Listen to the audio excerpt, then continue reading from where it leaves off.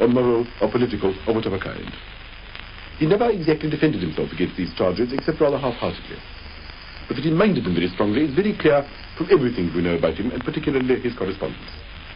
His whole life was spent in trying to explain that someone like him, who has a realistic grasp of the truth, cannot take sides with a kind of fanaticism and wholeheartedness with which people with a narrower and more intense vision could, and that he was simply being punished for a just view of the facts, for being moderate, for having a certain amount of insight and human sympathy. And this is no exception.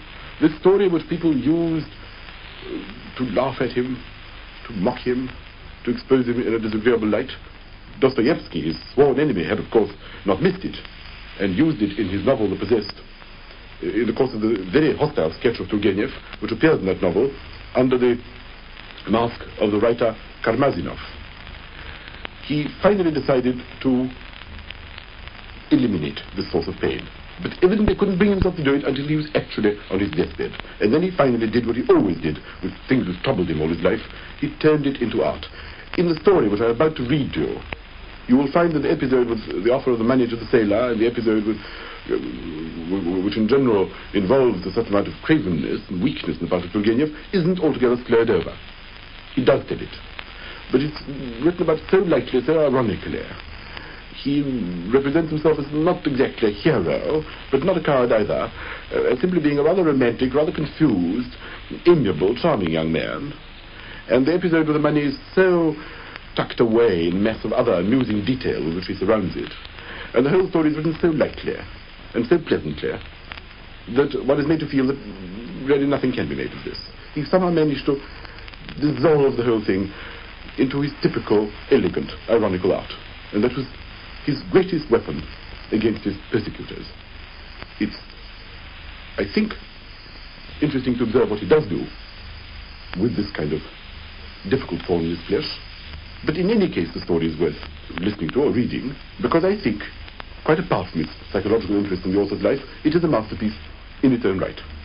The translation, which I'm about to read to you, is from the French original text, published in Paris in 1883. It happened in May 1838.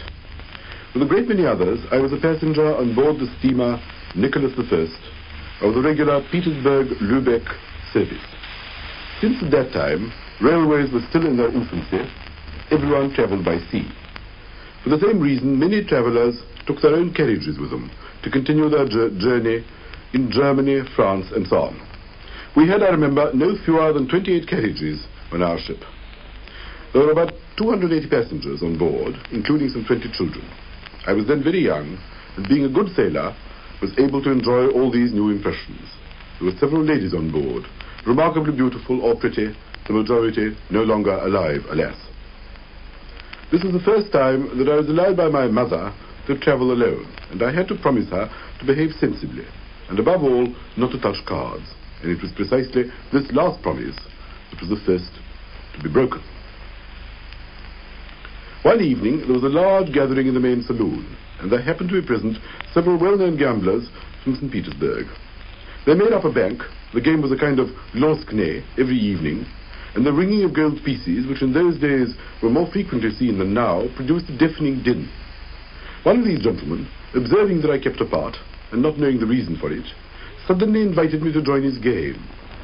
When I, with all the naivete of my 18 years, told him why I preferred to abstain, he burst out laughing, and turning to his friends, exclaimed that he'd found a real treasure, a young man who never touched cards, and was consequently destined to have the most fabulous, most unheard of luck, real beginner's luck.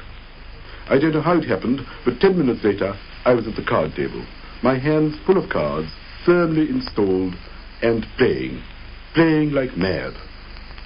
I must admit that the ancient proverb turned out to be true enough. Money flowed towards me in streams. 2 little heaps of gold rose higher and higher on either side of my trembling, sweaty hands. The gambler who'd inveigled me into the game kept working me up and ceaselessly egging me on. I really did believe that my fortune was made. Suddenly, the door of the saloon was flung wide open, and a lady rushed in, crying in a desperate, strangled voice, "The ship is on fire," and fell in a dead faint on the sofa. This produced the most violent commotion. Everybody leapt from their seats. Gold, silver, banknotes rolled and scattered in every direction, and we all hurled ourselves through the doors.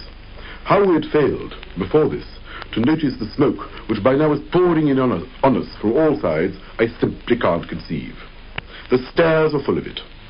A reddish glow, as of burning coal, flared up here and there, and in an instant everybody was on deck.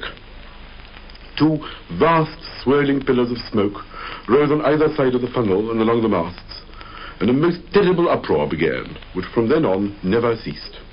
The chaos was unbelievable. One felt that each one of these human beings was in the violent grip of the most desperate instinct of self-preservation, among them not least myself. I remember that I grasped a sailor by the arm and promised him 10,000 rubles in my mother's name if he could manage to save me. The sailor naturally couldn't take these words seriously and pried himself loose from me. Nor indeed did I myself insist, realizing that what I was saying made little sense. But then what I saw round me didn't make any better sense. Nothing, it has been truly observed, can equal the tragedy of a shipwreck, save only its comedy. For example, a rich country squire, beside himself with terror, was crawling on his hands and knees along the floor, prostrating himself from time to time in an absolute frenzy. But when the water, which was being poured in vast quantities into the coal holes, for a moment checked the fury of the flames, he rose to his full height and shouted in a voice of thunder, "Men of little faith, do you really think that our God, the God of Russia, would abandon us?" At this very moment, the flames suddenly leapt higher, and the unfortunate man of much faith again went down on all fours and began to kiss the floorboards once more. A general, with a fixed, haggard stare, kept bellowing, "We must send a courier to the emperor." When there was a mutiny of the military settlements, a courier was sent. I was there myself. I was there, and this did save, at any rate, some of us. Another gentleman, who had an umbrella in his hands, suddenly began to stab ferociously at a poor little portrait in oils, tied to an easel that stood near him among the luggage. With the tip of his umbrella, he pierced 5 little holes through its eyes, nose, mouth, and ears, and he accompanied this act of destruction with cries of, "What is the use of all this now?" And the picture didn't even belong to him. A plump man, bathed in tears, who looked like a German brewer, kept on moaning, "Captain, Captain." And when the captain, who finally lost patience, seized him by the scruff of the neck and shouted at him, "Well, I am the captain. What do you want?" The fat man looked at him in a dazed way and again began moaning, "Captain." And yet it was actually this captain who saved all our lives. First, because at the very last moment, when it was still possible to get to the machines, he altered our course. If our ship had continued on straight to Lübeck, instead of turning sharply toward the shore, she'd have been burnt out before she reached harbour. Secondly, because he ordered the sailors to draw their dirks and show no mercy to anyone who tried to touch one of the 2 remaining lifeboats. The remainder had been upset owing to the inexperience of passengers who had themselves tried to lower them into the sea. The sailors, for the most part Danes, with their cold, energetic faces, the reflected light of flames giving an almost blood-stained glint to the blades of their knives, inspired instinctive terror. Unflattering though this may be to my own sex, but on this occasion the women showed a good deal more spirit than most of the men. Pale, white-faced, the night found them in their beds. Instead of clothes, there's blankets thrown over them.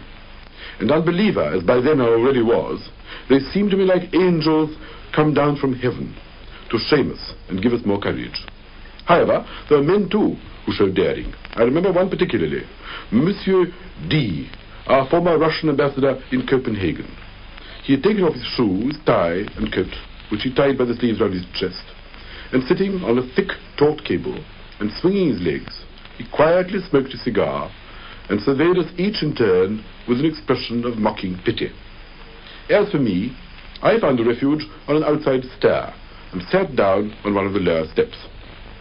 I gazed with stupefaction on the ruddy foam boiling below, the spray of which I felt on my face, and I kept saying to myself, so this is where I must die at the age of 18.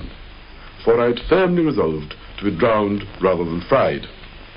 The flame rose above me in an arch, and I quite clearly distinguished its howl from the howling of the waves.